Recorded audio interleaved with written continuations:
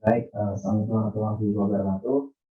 Eh, Kami dari kelompok 4 yang beranggotakan saya Aden Bayi Rafi dengan NIM 3024 21033 dengan rekan saya Fajar Aldi Prayoga dengan NIM 3024 2135025.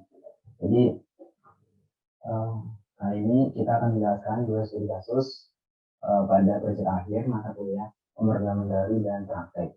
Di mana studi kasus pertama adalah studi kasus mobil angkut barang. Dan ini adalah program yang sudah dibuat. Pertama, kita mendeklarasikan industri agar si authentic dapat berjalan. Lalu selanjutnya di sini saya akan mendeklarasikan beberapa variabel. Itu ada variabel array dengan dimensi 1 dengan nilai maksimalnya 3 dan Z 3. Lalu variabel I, J, X, Y, B, C, dan K dengan tipe data yang juga. Dan jumlah 2, total dan kode. Lalu ada beberapa plot untuk variabel bagi. Lalu ada deklarasikan string atas dan string bawah, sehingga ada string juga, dan mendeklarasikan array H tadi, yaitu array yang berdimensi 2.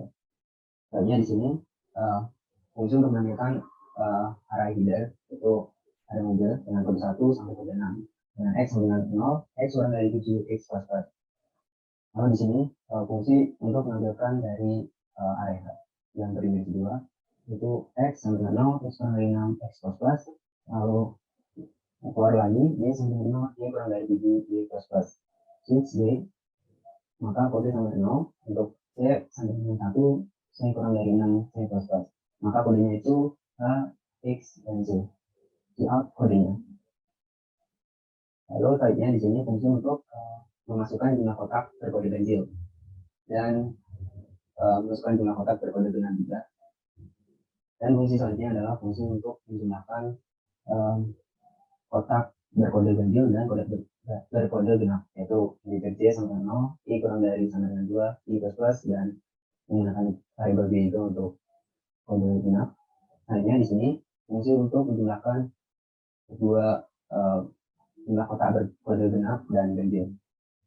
Lalu selanjutnya di sini untuk mengetahui jumlah kotak, ya jumlah mobil yang dapat diisi dengan kotaknya, yaitu total 94 plus 1. Total bagi 4 plus 1.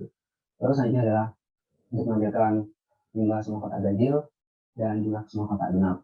Lalu dijumlahkan semua kotaknya dan dibagi berapa mobil yang dapat diangkut untuk kotak tersebut. Lalu yang terakhir adalah di sini untuk membagi kotak-kotak tersebut berdasarkan kode ganjil dan genapnya, yaitu for X sama dengan 0, X kurang dari 7, X plus plus. Lalu si outnya adalah array atas dan array bawah.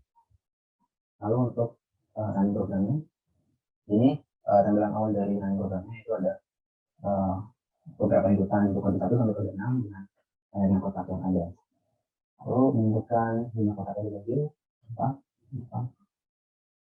dan lalu kode genap 3, 1, 7.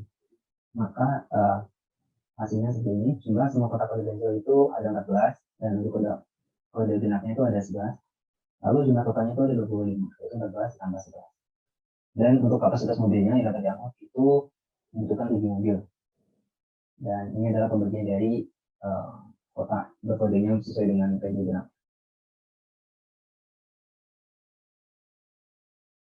Baik, sekian dari saya. Untuk studi kasus selanjutnya akan dilanjutkan oleh rekan saya. Terima kasih Mas Abdan. Untuk yang kedua mengenai studi kasus rumah sakit dan tindakannya. Di sini saya sudah membuat program mengenai rumah sakit dan tindakannya. Di sini di codingan saya terdapat dua fungsi beserta fungsi utama atau fungsi determine. Di sini untuk yang fungsi pertama bernama void rawat inap dengan variabel dengan nama variabel nama, alamat, dan NO. Dengan ketiganya berarti pada data. Untuk yang fungsi kedua itu bernama rawat jalan, konsepnya sama seperti yang rawat inap, tipe datanya sama. Kemudian di sini juga menggunakan array dengan maksimal untuk nama 50, alamat 100, dan NO 15. Nah, selanjutnya ini untuk fungsi utamanya determine. Di sini untuk Nama variabelnya ada lain gejala itu dengan tipe data string, kemudian ada JP, field, dan lama dengan tipe data integer, kemudian chartnya ada nama, alamat, NO, oksigen, pantau, dan GCL. Di sini untuk nama, alamat, dan NO itu menggunakan array dengan maksimal seperti tadi 50, untuk alamat 100, dan untuk NO 15. Nah, ini untuk interaksinya di sini ada nama kelompok ya.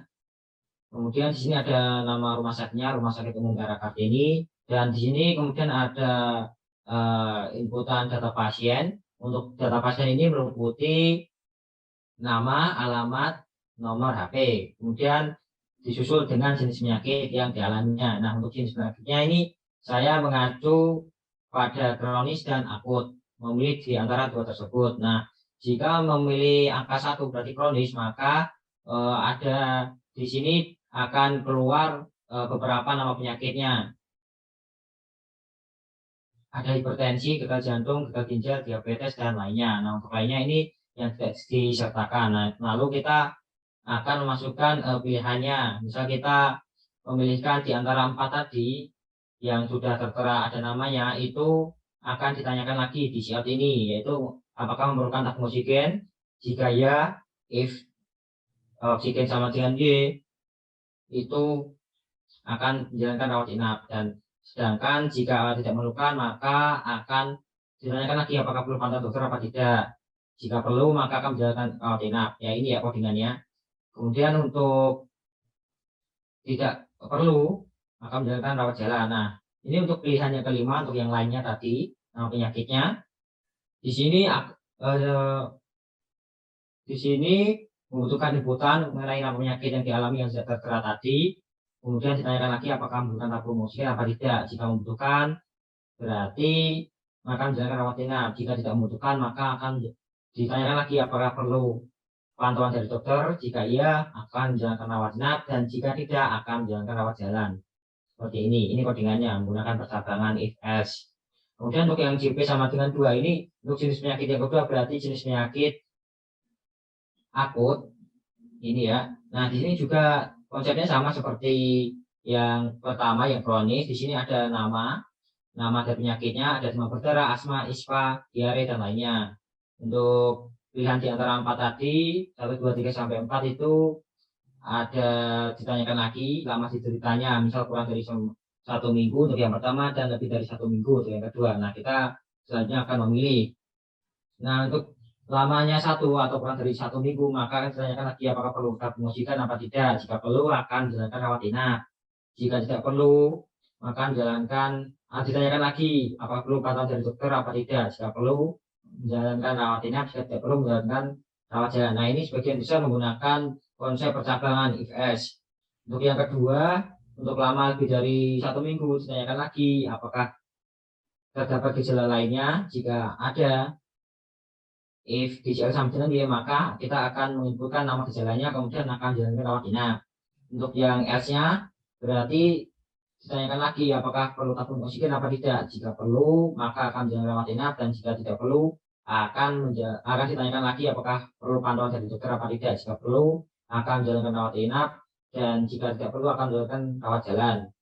Nah, ini untuk yang kelima jika pilihannya tidak ada lainnya ya. Untuk yang jenis penyakit akut di sini kita akan menyebutkan nama penyakitnya, kemudian apakah ditanyakan lagi apakah perlu tabung oksigen apa tidak. Jika perlu akan menjalankan rawat inap ya. Ini ya, if oksigen sama dengan Y. Kemudian jika tidak perlu, if else sama dengan oksigen sama dengan N atau no, maka ditanyakan lagi butuh pantauan dari dokter apa tidak. Jika perlu, pantau sama dengan Y ini akan menjalankan rawat inap. Jika tidak perlu, pantau sama dengan ini akan menjalankan rawat jalan. Nah, itu untuk program utamanya. Nah, ini tadi untuk yang fungsinya ada 2, konsepnya sama. Ada di sini yang pertama ada fungsi rawat inap menggunakan 3 variabel dengan tipe data yang sama, yaitu chart dengan array nama 50, alamat 100, dan NO 15. Nah, ini untuk interaksinya di sini ada CO data pasien ini meliputi nama, alamat, nomor HP, dan status. Nah, status ini berarti tindakan yang diambil dari beberapa pertimbangan tadi, Tentang tindakan yang diambil dari rumah sakit, yaitu status sama dengan rawat inap, mesti yang rawat inap, dan untuk yang rawat jalan ini konsepnya sama, hanya berbeda pada statusnya saja, itu rawat jalan. Sekarang kita coba run. Nah, di sini ada nama pasien, misal nama pasiennya Ahmad. Alamat misal Semarang. Nomor HP misal 08977. Kita pilih penyakitnya misalnya akut. Kalau tidak ada, misal penyakitnya di sini tidak ada, kita pilih 5, kemudian kita ketikkan nama penyakitnya, misalnya mules, membutuhkan tabung oksigen apa tidak, misal kita tidak membutuhkan N, no. Perlu bantuan dokter apa tidak, misalnya no, juga tidak perlu. Nah, di sini akan keluar data akhir dari pasien, namanya Ahmad, alamat Semarang, dengan nomor HP sekian, dan status yang diambil berarti rawat jalan, karena berdasarkan pertimbangan tadi tidak memerlukan rawat inap.